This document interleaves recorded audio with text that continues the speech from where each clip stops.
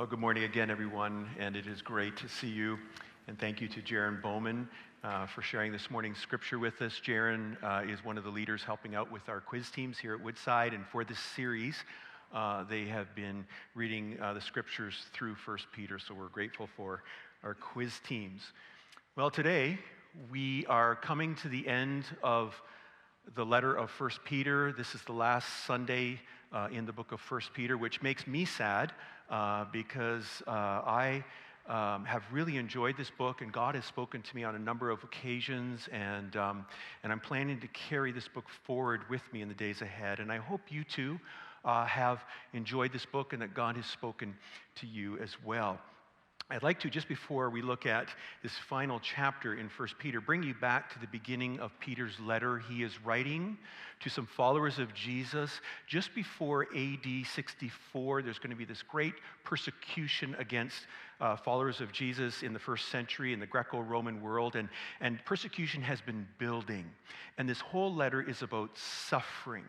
And he's instructing them that as they suffer, here's what it looks like to keep following Jesus in a world that doesn't. And he begins his letter referring to them or calling them, if you remember, elect exiles. He reminds them that they are exiles, strangers, in a sense almost foreigners, just passing through this world, and that their true home is with Christ. But they are not just exiles, they are elect exiles. They are chosen exiles. So Peter is reminding them that even though the world rejects them, God has chosen them. And throughout this letter, he brings their attention again and again to the day when Jesus Christ will be revealed, his second coming. And so he keeps reminding them to keep journeying through as exiles in light of that coming day, that history is moving somewhere. And as he's going, again at the beginning, he says, I want to tell you, I've seen the risen Christ. Because of his resurrection, I want to remind you that you not only have new birth and a living hope, but you have an inheritance kept in heaven for you. God is going to bring you home. Be faithful to him. So that's where we've been in the letter, and now today, Peter, in his closing thoughts to these churches in what is now modern-day Turkey, he says to them collectively, stand together. And he's going to give them 3 snapshots of what it looks like to stand together. And today, if you're a follower of Jesus, you are called to be together with other Christians, to be a part of a church, that you're not living the Christian life on your own. So if you are here today and you're thinking, it's Jesus, my podcasts, and me, that's not good. Okay, you're called to be part of a church family, and not only part of it, but you with the church family, you're to stand together. And so that's what we're looking at today, these 3 snapshots. And may this be true of Woodside. So if you have the Bible or your device, or you can follow along on the screen, we'll begin in verse 1. Peter writes, to the elders among you, I appeal as a fellow elder and a witness of Christ's sufferings, who also will share in the glory to be revealed. If you don't know what an elder is, if you're kind of investigating the Christian faith or new to the Christian faith, it's another word for leader. There's 3 terms in the New Testament describing leaders of the church or in a church. And after the resurrection of Jesus, the first followers planted churches, particularly Paul, but planted churches throughout the Roman Empire. And in each church, they would appoint elders. Not one elder, but a plurality of elders. Communal leadership. That in the church, there wasn't to be one person running the show, but a group or a team of elders. And Peter says, I'm appealing to you, leaders in the churches. And notice he refers to himself as a fellow elder. Again, this guy had all the makings. If you know the personality of Peter and just his position in the early church, he should have been using his power and wielding his power to make a name for himself, but he was humble. Fellow elders, I'm on the same ground as you are before the cross of Jesus. We're equals, fellow elders. And notice then he also refers to himself and them as a witness. The Greek word is martyr. So as a martyr of Jesus' sufferings, Christ's sufferings, that I am identifying with Jesus, and as he suffered, I've suffered, and you're willing to suffer as well. But again, our story doesn't end there, leaders. I want to remind you, again, he points them to the second coming of Christ, that even though you suffer now with Christ, there's coming a day where you will be in glory with him. But notice what it says, you will share in the glory to be revealed. And that's what he had said earlier in the letter to all the followers of Jesus, that you're going to share in his glory. That's almost blasphemous if you think of it. The God who has no beginning and no end, that for some reason, really it's simply because he is a God of all grace, he's going to share his weight, his majesty, his beauty, his goodness with us for all eternity. So he's appealing to these leaders in the church. Now, why does he bring up elders? He's never talked about elders throughout this letter. Why all of a sudden does he talk to them? This is the first snapshot of a church that stands together. They have good leadership, godly leadership. Elders, here's how you're to lead. And then he instructs them. Notice verse 2. Be shepherds of God's flock that is under your care, watching over them. The dominant metaphor in Scripture of leadership is that of a shepherd. And there are two primary functions of a shepherd. One is leading and guiding the flock, the people of God, and the other is caring for them and protecting them, watching over them. God ultimately is our shepherd. The Lord is my shepherd. The Lord knows me and cares for me. It's going to lead me home. Jesus said, I am the good shepherd, and the good shepherd lays down his life for the sheep. And then this God, who ultimately is our shepherd, he in his plan has arranged that we would be under earthly or human shepherds. So Jesus, before he ascends, says to Peter, Peter, I want you to feed my sheep, care for my sheep, lead my sheep. And then Peter, 30 years from the day that Jesus said that to him, he then writes to his fellow elders and says to them, hey, you as you lead the church, you feed the sheep. You take care of the sheep. You lead the sheep.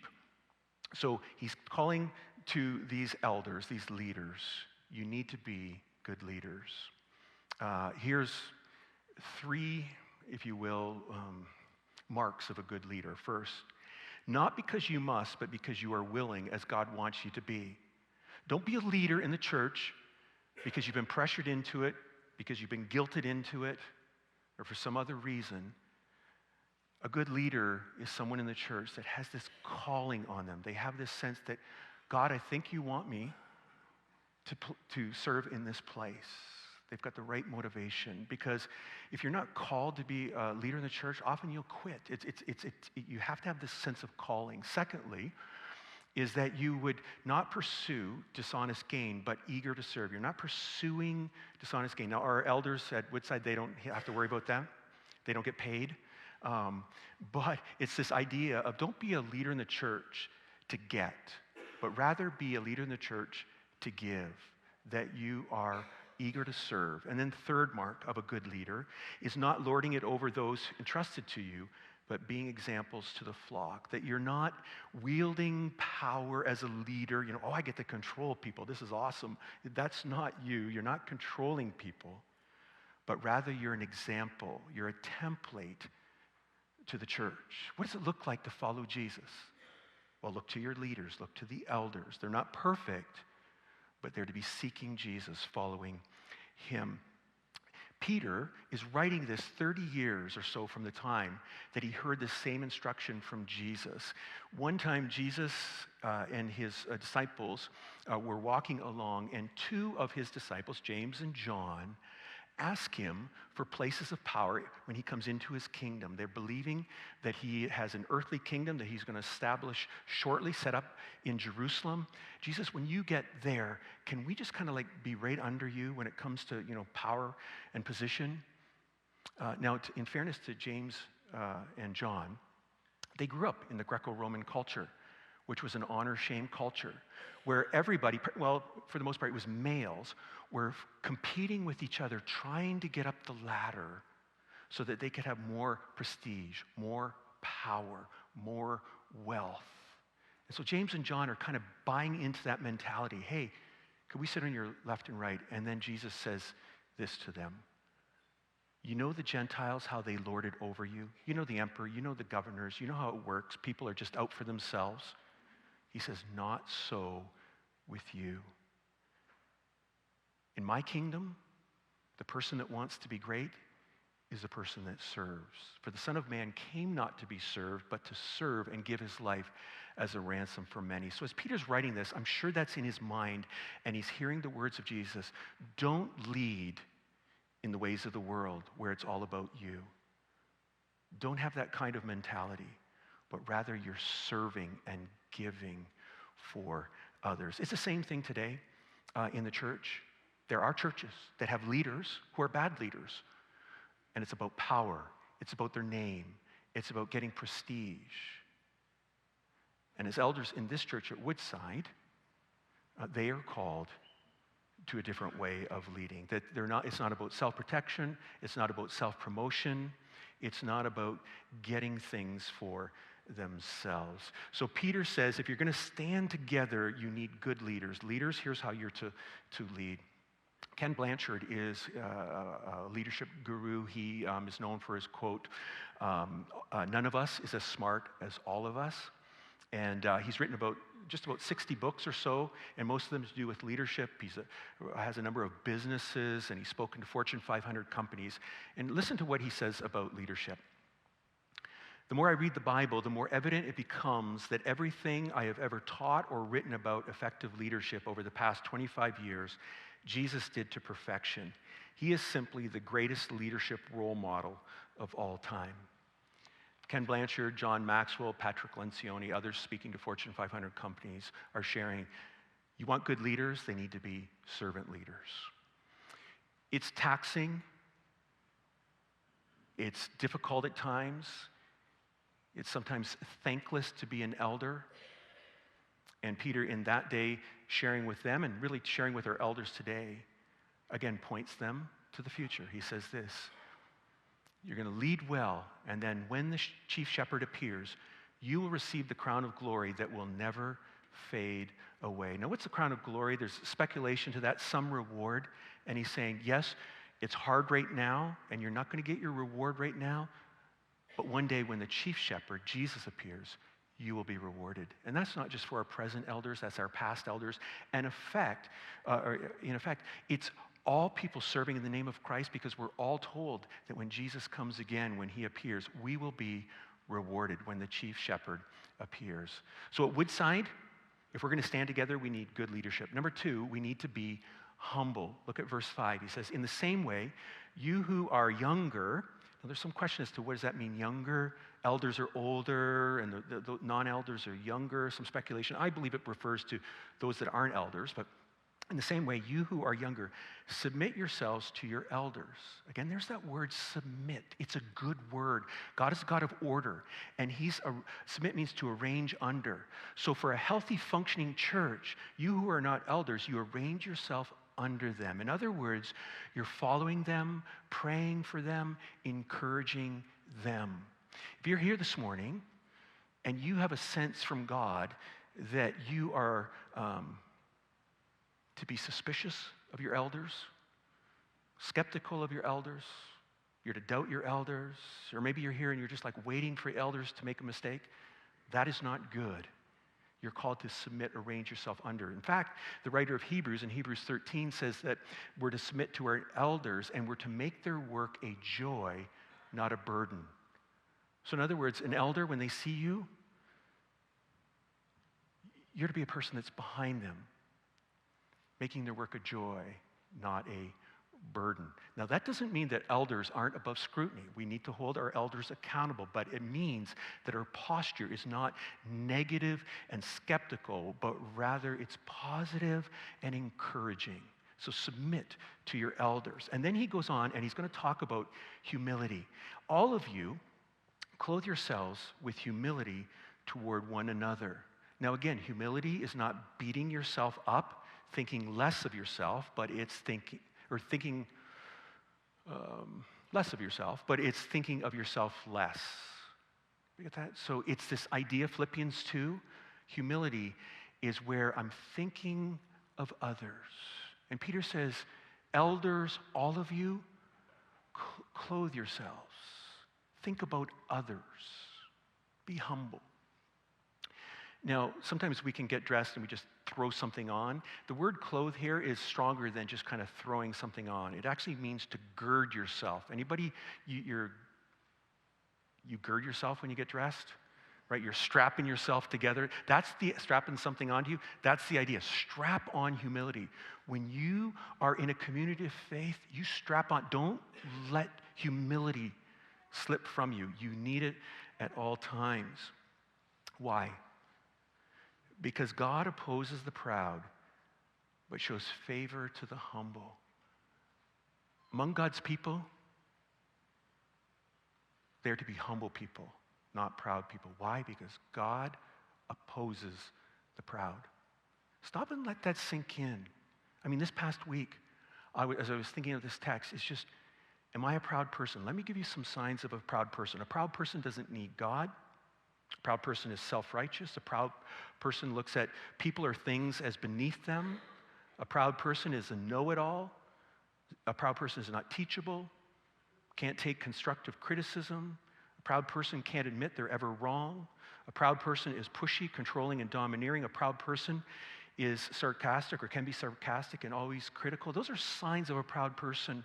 Man, if that's you, you need to confess that. God, forgive me. Why? Because God opposes that. He opposes you. Now, that's a sermon series. Why does God oppose proud people? It's because he's God. He doesn't have an ego problem. He just has to because we're created in his image. So be reminded, God opposes proud people, but shows his favor, his grace to the humble. And as we look at leaders today, as we look at people today, there are people that are proud, and they seem to have it all. Like they got money, or they got popularity, position. I mean, they think they're something. But ultimately, they don't have what matters most, God. He will not give them his power or his peace, his love, his joy, because he has to oppose that. But he shows favor to the humble. Scott McKnight writes this: when everyone is concerned with serving others, the problems of leadership and authority are virtually eliminated. And that is so true. If you have leaders in a church filled with proud people, you're going to have problems. You're going to be at each other. But humble people, you'll be able to work through those problems. Why? Because proud people, right, they end up attacking each other. They're jockeying, manipulating, trying to, see things their way. But when you have humble people, rather than attacking each other, the problem's out here. The issue is out here. There's still disagreements, but those people here, they have each other's back. And so they're dealing with the issue over here. They're talking it through because they're thinking of the other person. They're honoring the other person. They're respecting the other person. So God opposes the proud, but shows favor. Man, his favor is on a church that is filled with humble people. And then he says this, he continues, humble yourselves, therefore, under God's mighty hand, that he may lift you up in due time. Notice Peter connects humility with God and his power, his mighty hand. In the West, we think, in our Western thinking, that humility is weakness. But humility, it really is a sign of tremendous strength. A person that is truly humble is a person who is secure in God. I've said this to my children a few times as they were growing up, that proud people are insecure people. They're manipulating, they're jockeying, they've got to have this image or they've got to come across this way. When you're humble because you're resting in God and he's your source of everything, it frees you to serve humbly, to lead humbly. I'm doing my best, but if you don't approve of me, if you don't respect me, if you don't admire me, if you don't tell me how great I am, that's okay. Because God, he accepts me and he loves me. He's got me, God's mighty hand. And then he goes on to say, an example of that is when you are trusting in him. Notice verse 7, cast all your anxiety on him because he cares for you. This is a subordinate clause of humility. This is what it looks like. If you are realizing I'm not God and I'm leaning into him, I'm going to be casting my cares, my worries on him. Why? Because he cares for me. We have a God who is not only all-powerful, but cares about us and loves us. Just a couple of weeks ago or so, I was on a walk with my wife, and two of our three children joined us. And partway through the walk, my youngest son challenged me to a duel. Like who could take the other person? We've been talking about it for over a year, and here was the occasion, because we agreed that we needed either my wife or my daughter to be the referee and the judge declaring the winner. So they were both there. So, okay, let's go. And so we were in the park and we started to wrestle, right? Partway through, I realized I wasn't going to win. And so it was just a matter in my mind of don't pull a groin, don't break any bones in your body, just kind of survive. And so I ended up conceding. And I did say, though, that he didn't really win because there was still snow on the ground and I couldn't get traction. That's the reason. But there was a day that I was stronger than my three kids. And I'm a dad who loves my three kids. And I remember this season in life when they were all younger and we'd come home from a road trip or some journey, and it'd be after midnight and they'd be asleep. And I'd take my oldest child and I'd carry him from the car and tuck him in his bed. And I'd go back and get my daughter, who's in her booster seat, car seat, whatever, it's been a long time, booster seat, I guess it was, grab her, bring her in, tuck her into bed. And I get my youngest son, same thing, unbuckle his car seat and up to the bed. Man, that just brought me so much joy. Doing that. Your Heavenly Father, he doesn't lose his power like an earthly father. And he wants you to rest in his mighty arm and realize he cares for you and he will bring you home. And if you're like me, so often I want to strive again. I'm just don't carry me. I got it. You're not doing enough. But if we can learn to cast our cares on him, today, if you are struggling, the call is you have a Heavenly Father who cares for you. Cast it again and again on him. Humble yourself and say, I need you, God. You're God and I'm not. The third picture or snapshot of a church standing together is where there is united resistance. United resistance, that together we're standing.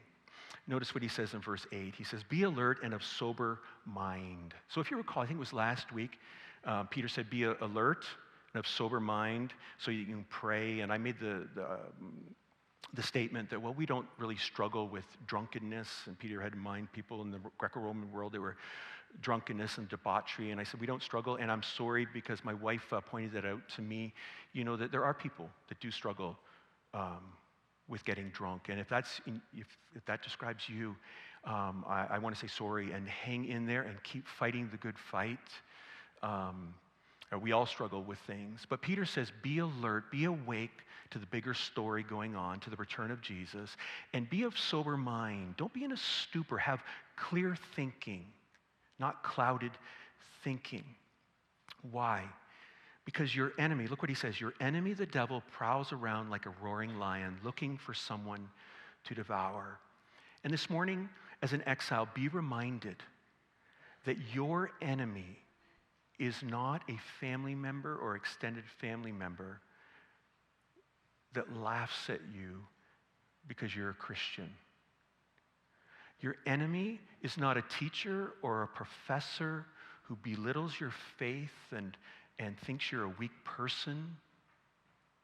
Your enemy is not a coworker who gives you a jab from time to time about your faith or excludes you. Our enemy is not the government and the Supreme Court that supposedly are taking away our religious freedom. Our enemy is not a talk show host, a celebrity, some musician who misrepresents the Christian faith. Those people are not our enemy. Those are the people we're called to love. Our enemy is the devil. And Peter says the devil prowls around like a roaring lion. Now stop and think about that for a moment. Where did Peter get that image In the Middle East at that time, not a lot of lions. In Rome, not a lot of lions. It was before Animal Planet, that television show. It was before, and he hadn't gone to Africa. But he knew enough somehow of a lion, a predator, and how he prays looking for, or how he prowls looking for his prey. This week I just Googled that, and a very popular YouTube video is of 3 wolves, and they're chasing a herd of, these are muskox, kind of like animal, sheep, oxen, some sort of mammal. And what is interesting in this 5-minute video or so is that these 3 wolves are chasing this herd, and the herd is kind of running, but every once in a while one would divert from the herd or get separated from the herd, but the herd would then turn around and together face the wolves, those 3 wolves. Fascinating video.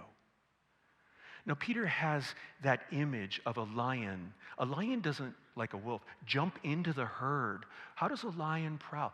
He's looking and waiting for one. Maybe it's the weak one. Maybe it's the older one. Maybe it's the young one that slowly gets away from the herd so then they can attack. That's the idea that Peter has in mind of a church family, of a community of faith. He's just waiting for one person to kind of slowly move away from that community. And we see it again and again in North America, where someone starts to believe lies. Our enemy is the father of lies. Our enemy is the accuser. Our enemy says, God doesn't really love you. If he loved you, he wouldn't have let this happen. Or, there's no real ultimate purpose in life. Why do you go to church? Why do you bother with that anymore? Or there's no destiny. You're not going anywhere. You just die when you die. Go eat, drink, and be merry. And it's the church that needs to turn around and get that person back and saying, that's not the truth. That's the enemy lying to you. Or maybe it's an accusation. I'm not good enough for God. Why do I even bother? And you're full of shame. That's the enemy. And it's the church that we're to come around each other and that we're to have this united resistance against the enemy. Probably the best story I've heard of this was years ago of a husband and a father, and he was planning to leave his wife and actually planning to leave the Christian faith.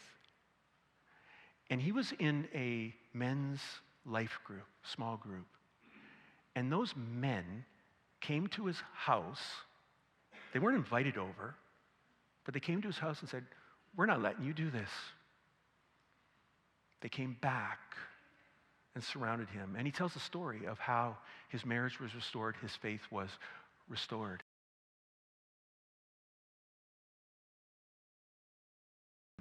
And Peter reminds them, yes, you're suffering for a little while, but that God who loves you, he's calling you home to his eternal glory in Christ. Charles Spurgeon, a speaker from about a century and a half ago in the 1800s over in England, once spoke on this verse, and the message had the idea that none of us deserve to be there. We have no business being with God and sharing in his glory.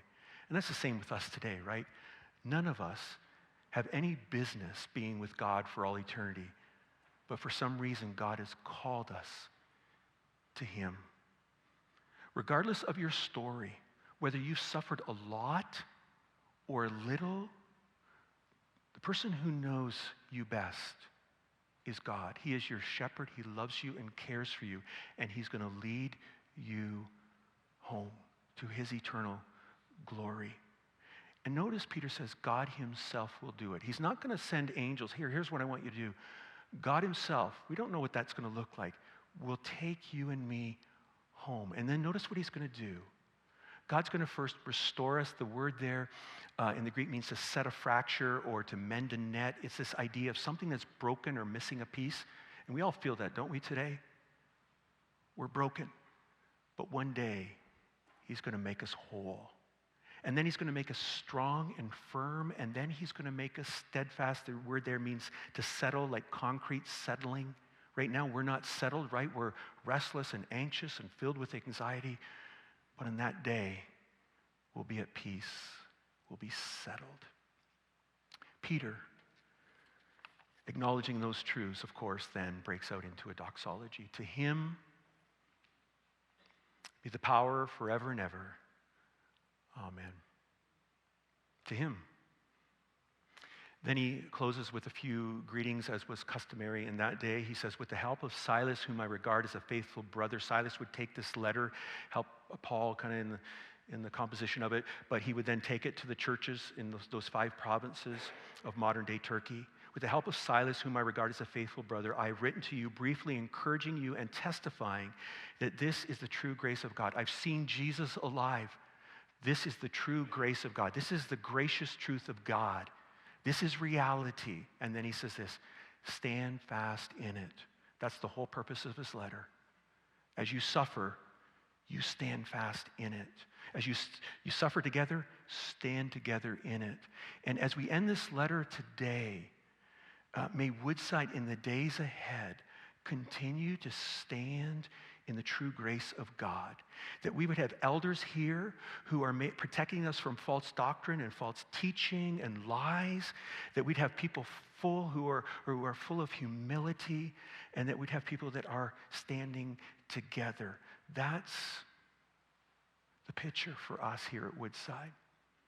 Culture, we don't know how culture is going to continue to shift in the next even 10 years. I don't think Christians will be jailed. I don't know. Maybe there's going to be revival for all I know. But whatever happens, may Woodside stand together. Stand fast or firm in it. Then he says this as he closes, verses 13 and 14. She who is in Babylon, chosen together with you, sends you her greetings.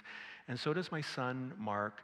She is the church of Babylon. He's writing from Rome. It's a metaphor for a city, a nation that's opposed to God, right? 600 years earlier, he remembers, this is his context for writing this. He remembers the people, the nation of Israel, the Jews who were exiled to Babylon, to the east, and they were there for about 70 years. But God was a God who had given them a hope and a future that they would come back into the land. So Peter here is saying, we're exiles right now here in Rome, the church in Rome. We're sending you greetings in light of that second coming. And so does my son Mark. Then he says, greet one another with a kiss of love. We don't do that here at Woodside for a number of reasons.